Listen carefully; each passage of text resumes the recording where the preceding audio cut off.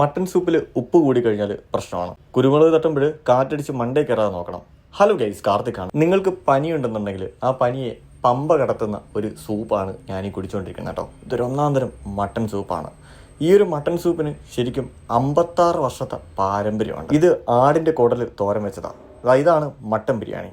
അതിൻ്റെ കൂടെ സലാഡ് വെച്ചാൽ ഇങ്ങനെ കൊടുക്കുന്ന സൂപ്പും ഉണ്ട്. ഞാൻ ഈ 3 ഐറ്റംസ് ട്രൈ ചെയ്തായിരുന്നു കേട്ടോ. അതായത് സൂപ്പ്, മട്ടൻ ബിരിയാണി, പിന്നെ അതിൻ്റെ കൂടെയുള്ള അച്ചാറും മറ്റേ സലാഡ്. സംഭവം ബിരിയാണിയുടെ കാര്യത്തിലേക്ക് വരാം.